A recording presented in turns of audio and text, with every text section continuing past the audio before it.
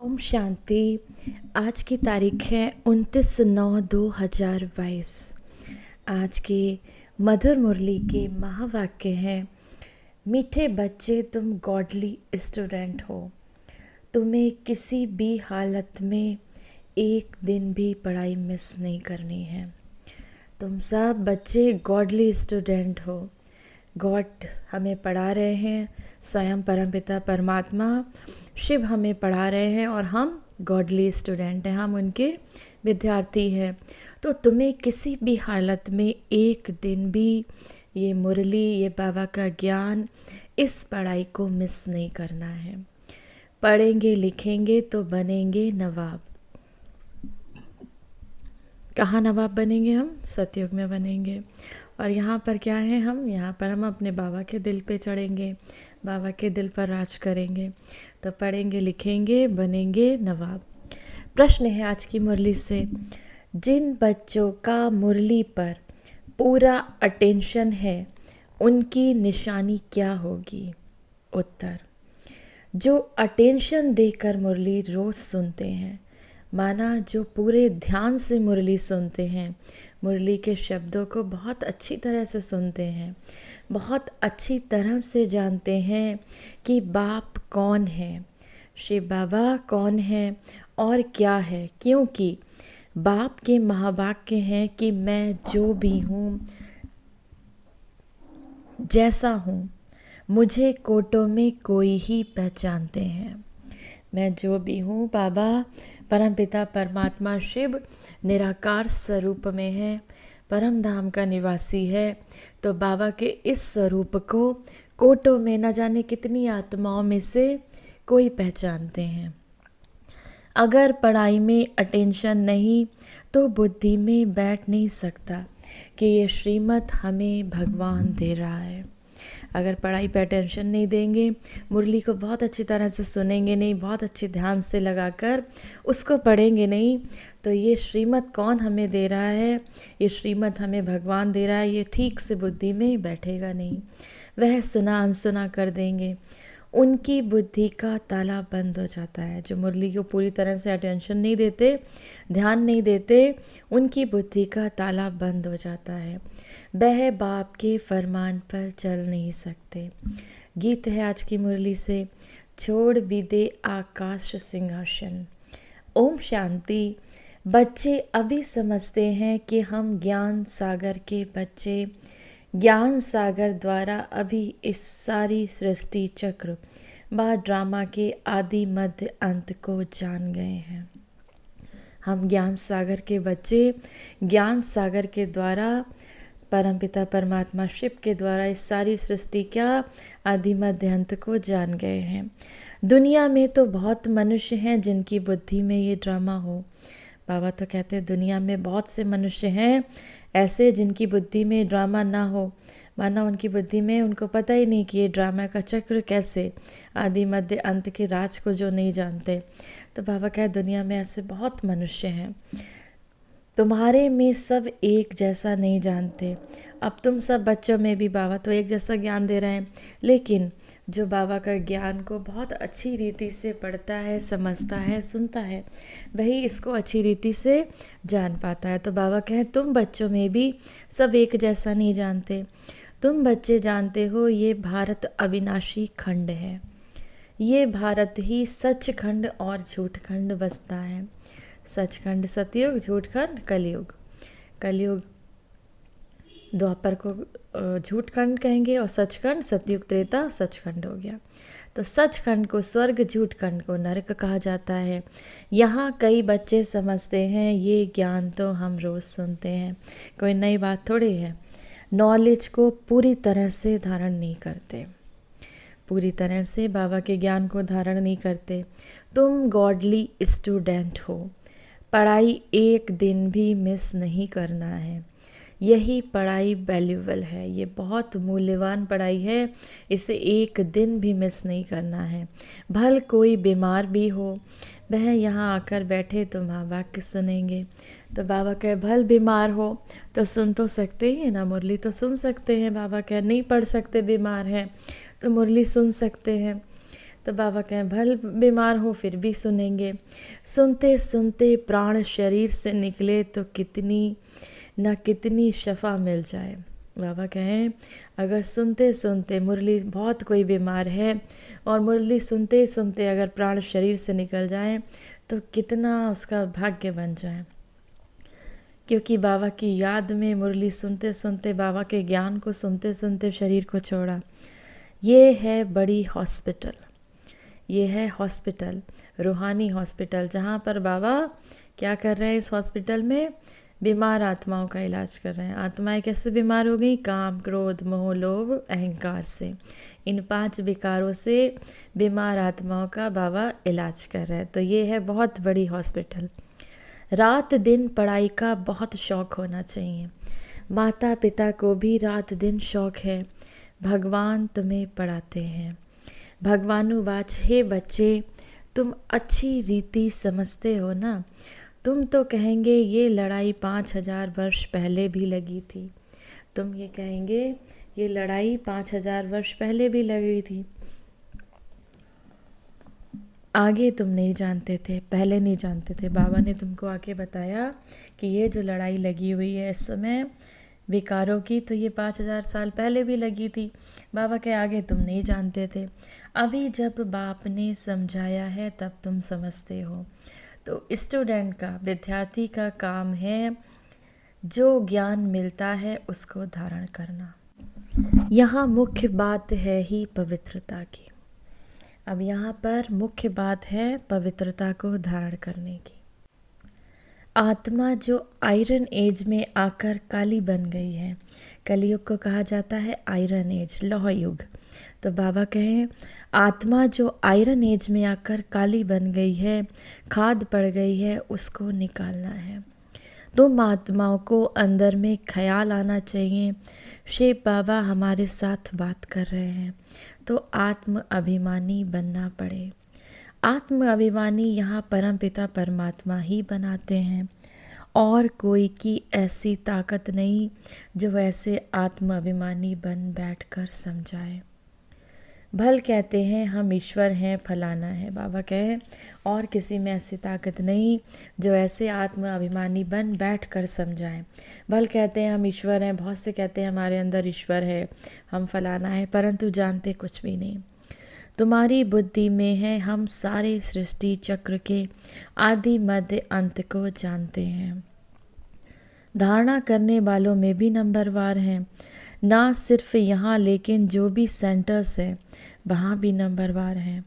बाबा कहें ना तो सिर्फ यहाँ, ना तो मधुबन में, बल्कि हर जगह बाबा के बच्चे भी नंबरवार हैं। स्टूडेंट कभी एक समान नहीं होते, क्योंकि कोई स्टूडेंट, कोई विद्यार्थी बहुत अच्छा पुरुषार्थ करता है, कोई विद्यार्थी कम पुरुषार्थ करता है। तो जो बहुत अच्छी मेहनत करता है वो आगे निकल जाता है। तो स्कूल में भी देखते हैं ना, विद्यार्थी एक जैसे तो नहीं होते, कोई बहुत होशियार होता है, कोई पीछे होता है। तो बाबा कहे स्टूडेंट कभी भी एक समान नहीं होते। कोई मास में 20 दिन आते हैं, कोई एक्यूरेट आते होंगे। सेंटर्स पर भी कोई महीने में 20 दिन आते हैं, कोई बिल्कुल 300 दिन मुरली सुनते हैं बाबा की। भल कोई कहाँ भी जाते हैं, परंतु वहाँ भी रेगुलर पढ़ना है। अगर मुरली नहीं पढ़ते तो अपसेंट डाल दी जाती है। बाबा कहते हैं अगर मुरली नहीं पढ़ते, नहीं सुनते तो अपसेंट डाल दी जाती है, माना आज नहीं आए। अगर मुरली जाती है, पढ़ते हैं तो अपसेंट नहीं कहेंगे। और कोई स्कूलों में ऐसा होता नहीं, यहाँ बाहर जाने से उनको कुछ ना कुछ पढ़ने के लिए देंगे। अगर कोई हॉस्पिटल में है, वहाँ भी जाए तुम उनको मुरली सुना सकते हो। अगर कोई हॉस्पिटल में है, कहीं भी जाए तो बाबा कहे तुम उनको मुरली सुना सकते हो। ये मोस्ट वैल्यूएबल नॉलेज है, ये तो बहुत ही मूल्यवान ज्ञान है बाबा का। ये तो जानते हैं जितने अभी पास होंगे उतने कल्पांतर पास होंगे। ये बड़ी भारी पढ़ाई है, इसमें बड़ा अटेंशन चाहिए। ऐसे बहुत बच्चे हैं जिनको माया एकदम नाक से पकड़ लेती है, फिर भी याद नहीं रहता कि मैं गॉड फादरली स्टूडेंट हूँ। बाबा कहते हैं उनको माया नाक से पकड़ लेती है, तो उनको ये नहीं ध्यान रहता कि मैं गॉडली स्टूडेंट हूँ, मैं गॉड फादरली स्टूडेंट हूँ। गाया भी जाता है गज को ग्रह ने खाया, यहाँ की ही बात है। कुसंग मिलने से खाना आबाद होने के पहले बर्बाद हो जाता है। किसी सत्य के संग को छोड़कर, परमात्मा के संग को छोड़कर किसी ऐसे का संग जब कर लेते हैं तो बाबा कहे खाना आबाद होने के पहले बर्बाद हो जाता है। बहुत थोड़े बच्चे हैं जो अटेंशन से पढ़ते हैं। बाप कहते हैं मैं जो हूँ जैसा हूँ, बिरला कोई मुझे समझ सकते हैं। अनपढ़ बच्चों को कोई बात कहो तो एक कान से सुन दूसरे से निकाल देते हैं। भगवान के हमको डायरेक्शन मिलते हैं, वह बुद्धि में नहीं रहता। पूरा योग ना होने के कारण माया बुद्धि को ताला लगा देती है। कभी कभी बाबा बुद्धि को टच भी करते हैं, लेकिन बाबा से पूरी तरह से योग जब नहीं लगाते तो बाबा कहते हैं पूरा योग ना लगाने के कारण माया बुद्धि को जैसे ताला लगा देती है। ये दंड पड़ जाता है, क्योंकि बाबा की आज्ञा पर नहीं चलते, बाबा के फरमान पर नहीं चलते। बाबा कहते हैं मैं इतनी दूर से आया हूँ तुमको पढ़ाने। परमात्मा परम धाम से इतनी दूर से हम सब बच्चों को पढ़ाने आए हैं। तुम श्रीमत को मानते नहीं तो फिर तुम्हारी क्या गति होगी। भगवान खुद बैठ पढ़ाते हैं, आज्ञा करते हैं, ऐसे नहीं कि प्रेरणा करते हैं, इसमें प्रेरणा की बात नहीं। ये तो ड्रामा बना बनाया है, अनादि है। ये तो पतित मनुष्य भी कह देते हैं कि परमात्मा की प्रेरणा से ये काम होता है, परंतु ऐसे तो है नहीं। ड्रामा का राज कोई भी साधु संत नहीं जानते। इस सृष्टि के ड्रामा का राज कोई भी साधु संत नहीं जानते। तो बाबा ने आगे भी कहा था एक विराट रूप का बड़ा चित्र बनाओ विष्णु का। वो लोग तो रॉन्ग बना देते हैं, देवता क्षत्रिय वैश्य शूद्र भी दिखाते हैं। डिटेल में नॉलेज कुछ भी नहीं जानते, सिर्फ ऐसे ही कह देते हैं, अर्थ कुछ भी नहीं समझते। विराट रूप नामी ग्रामी है, यह भी बड़ा बनाना चाहिए। भल हमारे इस चित्र में भी ब्राह्मण देवता क्षत्रिय वैश्य शूद्र, परंतु बाप कहते हैं विष्णु का चित्र बनाना चाहिए। ऊपर में चोटी भी देनी चाहिए, चित्र में ऊपर चोटी देनी चाहिए। शिव बाबा भी ऊपर से देना चाहिए। स्टार मुआफिक है, शिव बाबा स्टार की तरह है। फिर ब्राह्मणों की चोटी, अंग्रेजी में भी लिखो ये बीके के ब्राह्मण वर्ण के एक जन्म। बाबा कहते हैं अंग्रेजी में भी लिखो ये ब्रह्मा कुमार के ब्राह्मण वर्ण का एक जन्म। कौन सा? लक्ष्मी नारायण का, विष्णु का। ये है मोस्ट वैल्यूएबल जन्म। लीप जन्म लीप योग है। ये जो ब्राह्मण जन्म भी है, बाबा कहते हैं ये जो हम सब बच्चों का ब्राह्मण जन्म है ये भी बहुत वैल्यूएबल जन्म है, क्योंकि यही ऐसा संगम का समय है जिसमें परम पिता परमात्मा शिव हमें आकर पढ़ा रहे हैं। तो कितना वैल्यूएबल जन्म हो गया, कितना मूल्यवान जन्म हुआ ये। लीप जन्म लीप युग है। ये है ऊंच से ऊंच युग, संगम युग है, ऊंच से ऊंच युग। इसको कोई जानते नहीं, कोई भी शास्त्रों में ये है नहीं। पतित पावन बाप को बुलाते हैं तो इसका मतलब कलयुग अंत है ना। बाबा कहें जब पतित पावन बाप को बुलाते हैं कि हे पतित पावन आओ, तो इसका मतलब कलयुग अंत में है। जब बहुत परेशान हो गए आत्माएं, जब दुख दर्द से भर गई, तब परमात्मा को पुकारा कि हे पतित पावन आओ। तो बाबा कहते फिर तो जानते हैं कि इसका मतलब कलयुग का अंत है। सत्संगम युग का तो किसको पता नहीं। बाप कहते हैं ये भी समझाओ। अब ये भी समझाना है कि कलयुग अंत के 100 वर्ष जब रह जाते हैं और सतयुग शुरू होने से पहले 100 वर्ष, इसका बीच का समय कौन सा होता है? संगम का, जब परमपिता परमात्मा शिव स्वयं धरा पर आके ये गीता का ज्ञान हम सब बच्चों को सुनाते हैं। तो ये भी हमको समझाना है।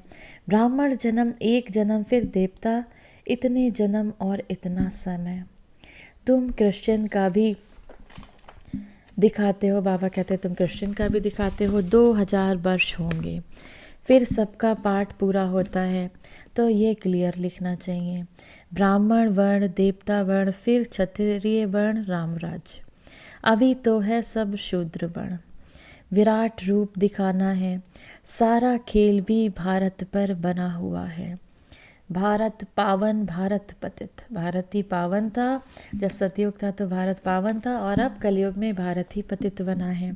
बाकी सब बाई प्लांट है, उनका वर्णों के साथ कोई कनेक्शन है नहीं। भारत की महिमा बाप ने समझाई है। ये है अविनाशी खंड, यह विनाश नहीं होता। यह भी तुम जानते हो बरोबर, सतयुग में और कोई खंड नहीं होता। ये सब बाद में आए हैं। सतयुग में तो और कोई खंड नहीं होता।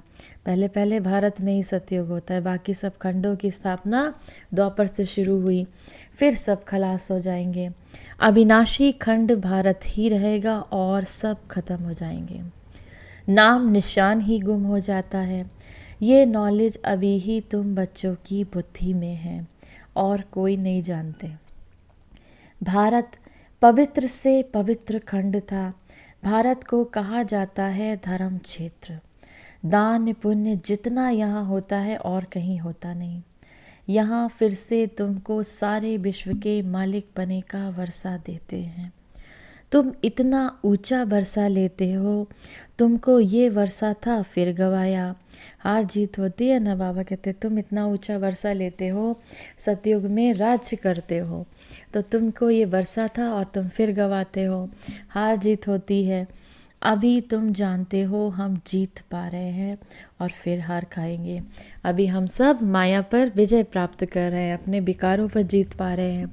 बाबा कहते हैं फिर हार खाएंगे। ये हार और जीत का राज बुद्धि में फिरता रहेगा।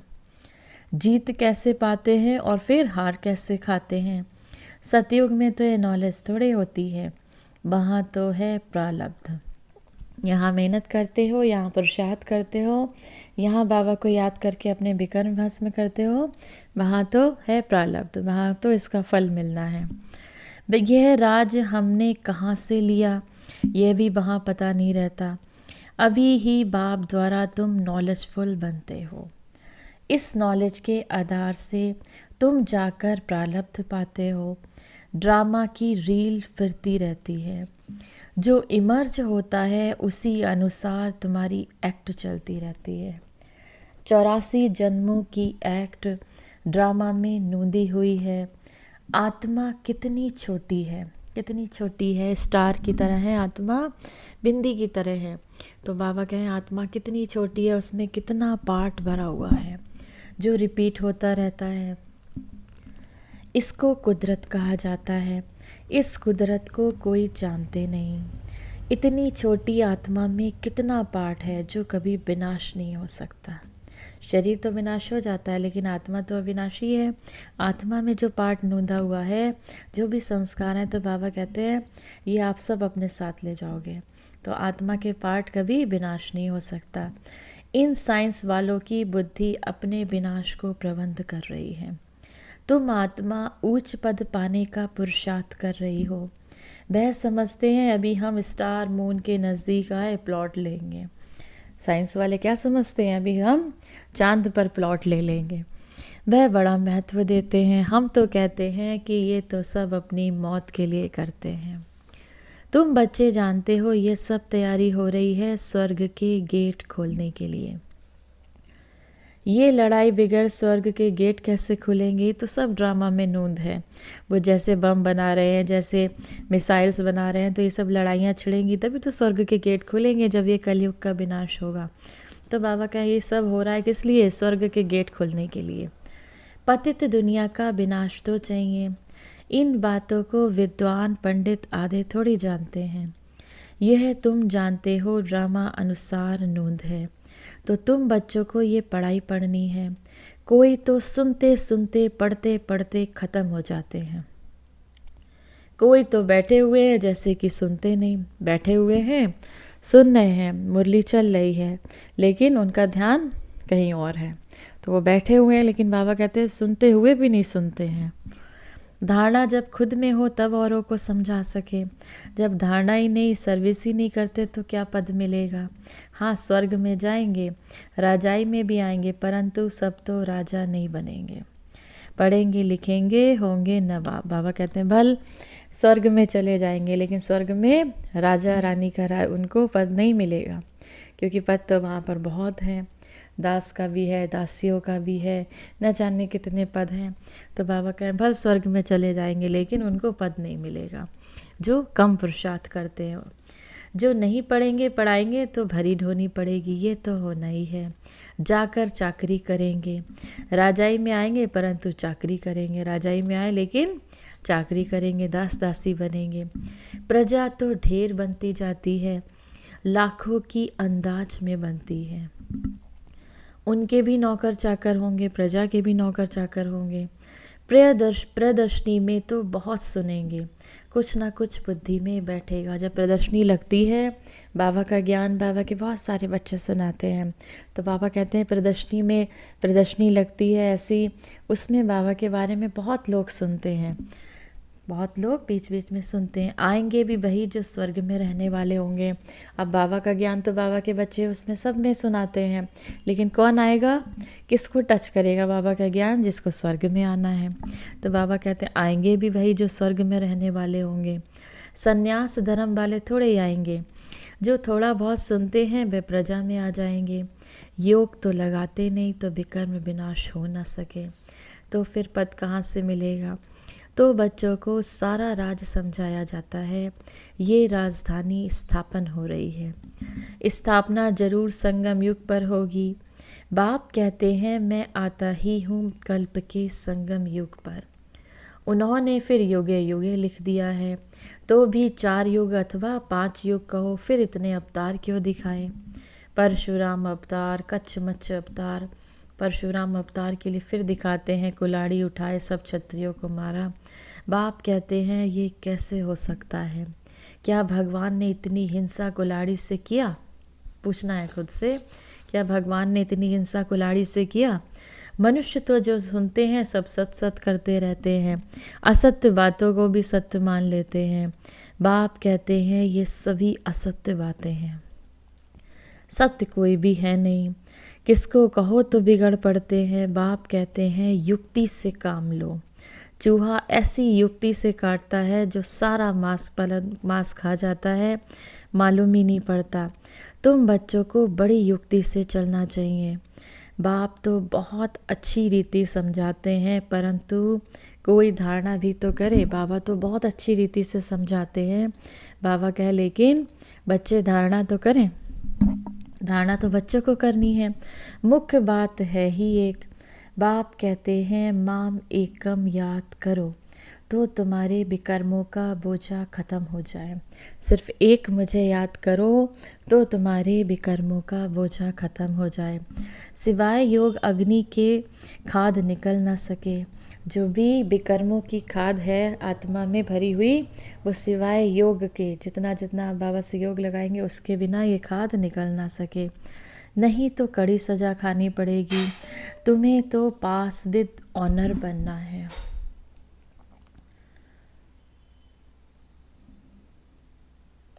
तुम्हें तो पास विद ऑनर बनना है। प्रजा तो बहुत बनती है नंबरवार। तुम्हें तो पास विद ऑनर बनना है। प्रजा तो बहुत बनती है लेकिन नंबरवार। बाकी राजाई के लिए मेहनत चाहिए, श्रीमत पर चलना चाहिए। बहुत चलते चलते पढ़ाई छोड़ देते हैं, बहुत से बच्चे चलते चलते पढ़ाई छोड़ देते हैं। अरे गॉड फादर बैठा है, जहाँ जीना है ज्ञान अमृत पीते रहना है। बाबा कहते हैं गॉड फादर बैठा है, जहाँ जीना है, जहाँ भी जाना है, जहाँ भी जाते हो ज्ञान अमृत पीते रहना है। तो ज्ञान अमृत कौन सा है हम सब बच्चों का? बाबा की ये मुरली, ये पढ़ाई है। पढ़ते पढ़ते फिर नई दुनिया में ट्रांसफ़र हो जाएंगे। क्लास नंबर वार ट्रांसफ़र होता है। यहाँ भी सारा पुरुषार्थ पर मदार है। यहाँ पर सारा मदार किस पे है? सब कुछ किस पे निर्भर करता है, किस पे डिपेंड करता है? आप कैसा पुरुषार्थ कर रहे हो, कैसा आप मेहनत कर रहे हो बाबा को याद करने की, बाबा के सर्विस करने की। कहते हैं हे पतित पावन आओ तो जरूर कलयुगी पतित दुनिया का अंत हो, तब तो आए। बाबा कहते हैं जब कलयुगी पतित दुनिया का अंत हो तब तो बाबा आए। बाप कितनी अच्छी रीति समझाते हैं। दुनिया में ब्लाइंड फेथ होने के कारण जिसने जो सुनाया सत्य सत्य करते रहते हैं। दुनिया में ब्लाइंड फेथ माना अंधविश्वास होने के कारण, अंधा विश्वास होने के कारण जो भी कथाओं में उसमें सुनाते हैं तो कहते हैं हाँ ये सत्य सत्य है, यही सत्य सत्य करते रहते हैं, समझते कुछ भी नहीं। अच्छा, मीठे मीठे सिके लदे बच्चों प्रति माता पिता बाप दादा का याद प्यार गुड मॉर्निंग और नमस्ते। रूहानी बाप की रूहानी बच्चों को नमस्ते। हम सब रूहानी बच्चों के रूहानी माता पिता बाप दादा को याद प्यार गुड मॉर्निंग और नमस्ते। धारणा के लिए मुख्य सार है, पहला, बाप की आज्ञाओं का उल्लंघन नहीं करना है, कुसंग से बचना है, रोज मुरली जरूर पढ़नी व सुननी है। दूसरा, विकर्मों का बोझा समाप्त करने के लिए याद में रहना है, जब तक जीना है ज्ञान अमृत पीते रहना है। विकर्मों का बोझा समाप्त करने के लिए बाबा को याद करना है, जब तक जीना है तब तक बाबा की मुरली सुनते रहना है। वरदान है आज की मुरली से, विनाश के पहले एवर रेडी रहने वाले समान और संपन्न भव। विनाश के पहले एवर रेडी बनना ही सेफ्टी का साधन है। अगर समय मिलता है तो संगम युग की मौज बनाओ, लेकिन रहो एवर रेडी। माना कब? अच्छा, एवर रेडी मीन्स कि आप अचानक से, बाबा कहते हैं विनाश की कोई डेट नहीं होती, हमेशा तैयार रहो, कभी भी विनाश हो सकता है। तो बाबा कहें क्योंकि फाइनल विनाश की डेट कभी भी पहले मालूम नहीं पड़ेगी, अचानक होना है। एवर रेडी नहीं होंगे तो धोखा खा जाएंगे, इसीलिए एवर रेडी रहो। सदा याद रखो हम और बाप साथ साथ हैं। जैसे बाप संपन्न है वैसे साथ रहने वाले भी समान और संपन्न हो जाएंगे। समान बनने वाले ही साथ चलेंगे। जो बाबा के समान बनेंगे वही बाबा के साथ भी चलेंगे। स्लोगन है आज की मुरली से, जिनका स्वभाव निर्मल है उनके हर कदम में सफलता समाई हुई है। जिनका स्वभाव निर्मल है, बाबा कहें उनके हर कदम में सफलता समाई हुई है। आज की मुरली से सम्मान का अभ्यास करेंगे। मैं विश्व कल्याणकारी आत्मा हूँ। ओम